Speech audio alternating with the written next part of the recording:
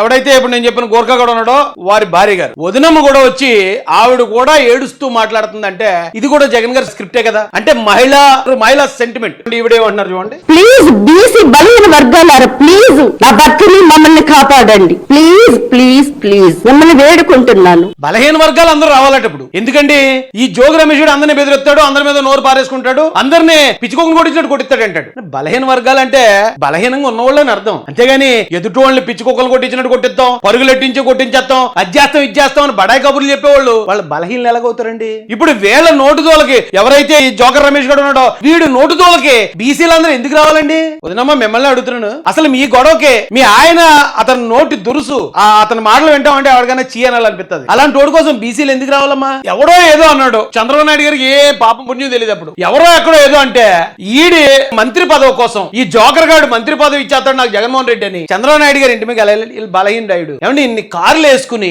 3 సార్లు సీఎం చేసిన వ్యక్తి ఇంటి మీదకి దాడికి ఆయన ఒకవేళ దొరికితే ఆయన చంపేద్దామని వెళ్ళినాడు. వీడు బలహీనుడా? ఇలాంటి ఏదోకే కులాన్ని ఆపాదించడం ద్వారా ఆ కులాలకు చెడ్డ పేరు కదా. చూడండి ఎంతమంది వెళ్ళారు, ఇగో కర్రలో జెండా కర్రలా పట్టుకుని వెళ్ళారు. అయితే బలహీన వర్గానికి చెందిన బలహీనుడు చేసే పని అదండి. పదవి కోసం ఏకంగా సీఎం గారి ఇంటి మీద దాడి చేయటం. ఈవేళ ఎక్కడో అంబటి రాంబాబు అతను ఏదో మాట్లాడిన దానికి ప్రజలకు కోపం వచ్చింది, వాళ్ళు ఏదో చూపించారు, పోలీసులు వచ్చారు, అరెస్ట్ చేశారు. వీడి సంబంధం ఏంటి? వీడెందుకు నోరు పారేసుకుంటున్నాడు? ఎందుకు కావాలని వచ్చి తిడుతున్నాడు? ఇది కూడా స్క్రిప్టే. కాపుల్ని మనం రెచ్చగొట్టడానికి కావలేదు, కనీసం బీసీలు అంటే వాళ్ళు కొంచెం అమాయకులుగా ఉంటారు కాబట్టి బీసీలు రెచ్చగొట్టడానికి ప్రయత్నిద్దామని ఈయన దింపారు. ఈయన దింపిన పని అవదు, ఎందుకంటే బీసీలు ఎవరు రెచ్చిపోరు. వీడి చదువు మొత్తం అందరికీ తెలుసు. ఈడే అంతకుముందు బీసీలను తిట్టినోడు వీడి గురించి బీసీలు ఎందుకు వస్తారు? అందుకని ఆడు పిలిస్తే రాడని వాళ్ళ భార్య గారిని కూడా సీన్ లోకి దింపేసి ఆవిడతో కూడా సెంటిమెంట్ ఏకం చేసి ఆవిడ కన్నీళ్లు పెట్టుకుంటూ బీసీలారా రండి, బీసీలారా ఏంటండి రెచ్చగొట్టడం ఏంటండి బాబు?